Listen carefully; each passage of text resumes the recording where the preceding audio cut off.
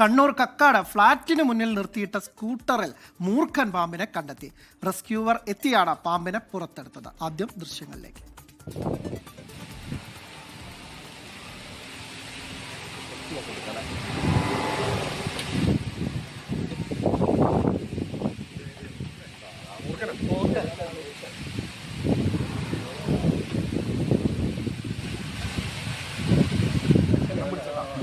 Gokul K Venugopal തുടരുന്നുണ്ട്. ഗോകുൽ, ആശങ്കപ്പെടുത്തുന്ന വാർത്തയ്ക്ക് ഒരു അന്ത്യമില്ല എന്ന് പറയേണ്ടി വരും. ഇപ്പോൾ ദൃശ്യങ്ങൾ കാണുകയായിരുന്നു, ഭീതിപ്പെടുത്തുന്ന ദൃശ്യങ്ങളാണ്.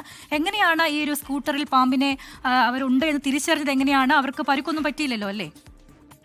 പേടിപ്പെടുത്തുന്ന കാഴ്ച തന്നെയാണ്. ഈ ചൂടുകാലമൊക്കെ ആവുന്ന സമയത്ത് പാമ്പുകൾ പല സ്ഥലങ്ങളിൽ നിന്ന് വന്ന് എവിടെയൊക്കെയാണ് കയറിയിരിക്കുന്നത് എന്ന് മനസ്സിലാക്കാൻ സാധിക്കാത്തൊരു സാഹചര്യമുണ്ട്.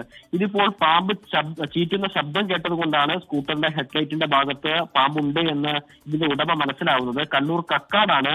കക്കാട് ഫ്ളാറ്റിന് മുമ്പിൽ നിർത്തിയിട്ട സ്കൂട്ടറിന്റെ ലൈറ്റിന്റെ ഭാഗത്തായിരുന്നു ഈ പാമ്പുണ്ടായത്. പിന്നീട് റെസ്ക്യൂവറെ വിളിച്ച് പരിശോധിച്ച സമയത്താണ് അത് മൂർഖൻ പാമ്പാണ് എന്ന് മനസ്സിലായത്. ആ പാമ്പിന്റെ ശബ്ദം, ചീറ്റുന്ന ശബ്ദം കേട്ടതിനാലും അത് ശ്രദ്ധയിൽപ്പെട്ടതിനാലും മാത്രമാണ് ഒരുപക്ഷെ ജീവൻ രക്ഷപ്പെട്ടത് എന്ന് നമുക്ക് പറയേണ്ടി വരും. കാരണം മൂർഖൻ പാമ്പിനെയാണ് ഇതിൻ്റെ ഉള്ളിൽ നിന്ന് പിടികൂടിയിട്ടുള്ളത്. പലയിടങ്ങളിൽ നിന്നായി ഇത്തരത്തിലുള്ള വാർത്തകൾ അല്ലെങ്കിൽ ഇത്തരത്തിലുള്ള സംഭവങ്ങൾ റിപ്പോർട്ട് ചെയ്യപ്പെടുന്നുണ്ട്. പ്രത്യേകം ഈ പറഞ്ഞതുപോലെ ചൂടൊക്കെ ആവുന്ന സമയത്ത് പാമ്പുകൾ തണുപ്പുകളൊക്കെ തേടി പോവുകയും പലയിടങ്ങളിൽ ചുരുണ്ടുകൂടിയിരിക്കുന്ന സാഹചര്യമൊക്കെ ഉണ്ട്. ഇതിപ്പോൾ ശ്രദ്ധിച്ചതിനാൽ വലിയൊരു അപകടം ഒഴിവായി എന്ന് നമുക്ക് ഈ സംഭവത്തെ പറയേണ്ടി വരും.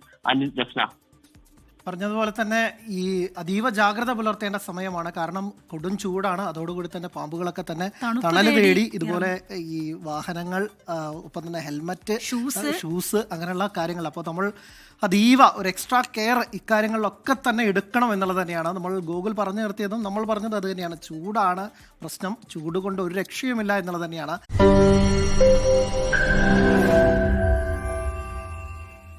ലോകത്തെവിടെയായാലും ഏത് സമയത്തും 24 വാർത്തകളും ഓഗ്മെന്റഡ് റിയാലിറ്റി പാക്കേജുകളും എക്സ്പ്ലെയിനറുകളും വിശദമായി കാണാൻ ഞങ്ങളുടെ യൂട്യൂബ് ചാനൽ നിങ്ങൾക്ക് സബ്സ്ക്രൈബ് ചെയ്യാം.